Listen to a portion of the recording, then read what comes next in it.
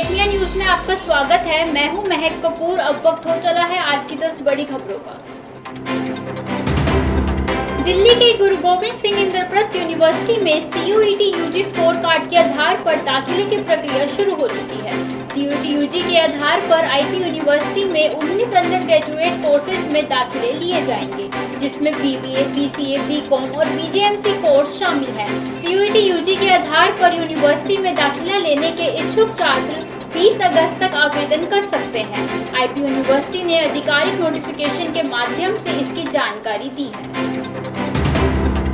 CBSE governing body ने 9वीं class के लिए ओपन बुक असेसमेंट स्ट्रेटेजी यानी OBAS शुरू करने के प्रस्ताव को मंजूरी दे दी है। बोर्ड की पाठ्यक्रम समिति ने कक्षा 9 के लिए इस प्रस्ताव को पेश किया था। OBAS से छात्रों के प्रदर्शन से जुड़ी कई मुश्किलें दूर हो जाएंगी। OBAS के तहत 9वीं के छात्रों को अब परीक्षा में प्रश्नों के उत्तर किताबों से देकर लिखने की इजाजत होगी। इससे छात्रों पर परीक्षा का दबाव कम होगा और उनके परफॉर्मेंस पर काफी असर पड़ेगा। साथ ही उनमें आत्मविश्वास बढ़ने के साथ रटने की प्रवृत्ति भी खत्म होगी। अगले साल से CBSE की 10वीं क्लास की बोर्ड परीक्षाएं 2 बार आयोजित की जाएंगी। CBSE की गवर्निंग बॉडी ने इस योजना को मंजूरी दे दी है।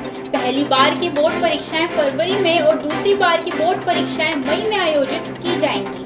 पहली बार की बोर्ड परीक्षा में सभी छात्रों का शामिल होना अनिवार्य होगा।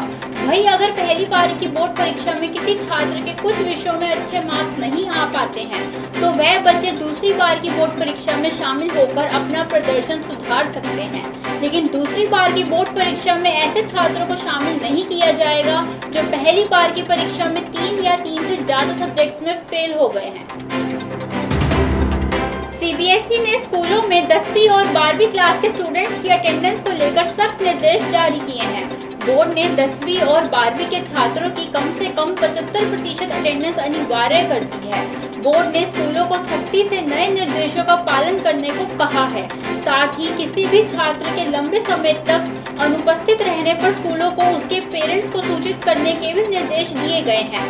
बोर्ड ने स्पष्ट किया है कि 75% से कम अटेंडेंस होने पर छात्रों को बोर्ड परीक्षा में शामिल होने का मौका नहीं दिया जाएगा, जबकि केवल वैध कारणों का प्रमाण देने पर छात्रों को परीक्षा में शामिल होने की छूट दी जाएगी। इसके लिए छात्रों को लिखित आवेदन और डॉक्यूमेंट देने होंगे।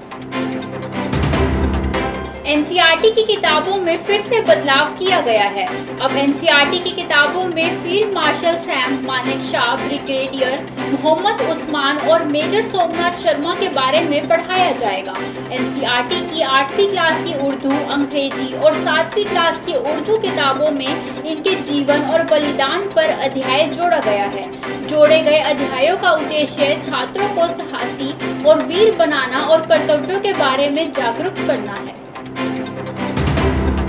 दिल्ली विधानसभा में दिल्ली स्कूल शिक्षा विधेयक 2025 बहुमत से पारित हो गया है। यह विधेयक दिल्ली की शिक्षा व्यवस्था में न्याय, पारदर्शिता और जवाबदेही की नींव रखेगा और दिल्ली में मनमाने ढंग से बढ़ रही स्कूल फीस को नियंत्रित करेगा। विधेयक पास होने के बाद दिल्ली की CM रेखा गुप्ता ने दिल्ली के पेरेंट्स को भरोसा दिलाया है कि राजधानी में अब हर बच्चे को अच्छी शिक्षा का पूरा अधिकार मिलेगा। उत्तर प्रदेश की योगी सरकार ने उच्च शिक्षा को नई दिशा देने के लिए एक ऐतिहासिक निर्णय लिया है। योगी सरकार अब हर साल 5 मेधावी छात्रों को 1 साल की मास्टर्स डिग्री के लिए पढ़ाई के लिए UK भेजेंगी। छात्रों की पढ़ाई का पूरा खर्च राज्य सरकार उठाएगी। सोमवार को योगी सरकार ने इसके लिए भारत रत्न श्री अटल बिहारी वाजपेयी शिवनिंग उत्तर प्रदेश राज्य सरकार छात्रवृत्ति योजना को मंजूरी दे दी है। यह छात्रवृत्ति उत्तर प्रदेश सरकार तथा यूनाइटेड किंगडम के foreign Commonwealth and development office के संयुक्त सहयोग से चलाई जाएगी। यूपी पॉलिटेक्निक काउंसिलिंग 2025 के 5वें चरण का अलॉटमेंट रिजल्ट जारी कर दिया गया है। Result Directorate of Technical Education Uttar Pradesh ने जारी किया है।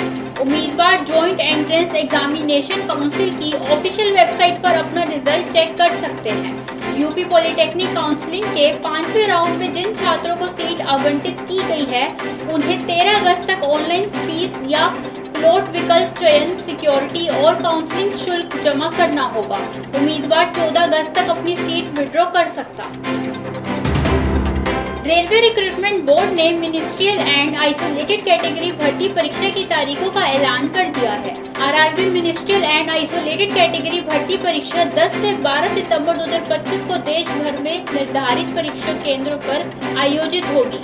परीक्षा सीबीटी मोड में आयोजित की जाएगी। आरआरबी चंडीगढ़ की ऑफिशियल वेबसाइट पर नोटिफिकेशन जारी कर इसकी जानकारी दी गई है। परीक्षा के लिए एडमिट कार्ड परीक्षा तिथि के 4 दिन पहले जारी किए जाएंगे।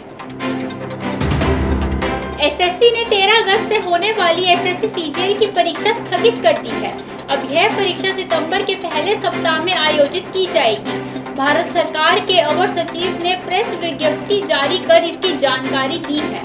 इसके अलावा 55,000 उन छात्रों की परीक्षा दोबारा कराई जाएगी जो 24 जुलाई से 1 अगस्त 2025 तक आयोजित हो चुकी एसएससी की ऑनलाइन परीक्षा में शामिल हुए थे, लेकिन परीक्षा के दौरान तकनीकी और परिचालन संबंधी कारणों से परीक्षा में व्यवधान का सामना करना पड़ा था। ऐसे अभ्यर्थियों की पहचान कर उन्हें दोबारा परीक्षा में शामिल होने का मौका दिया गया है।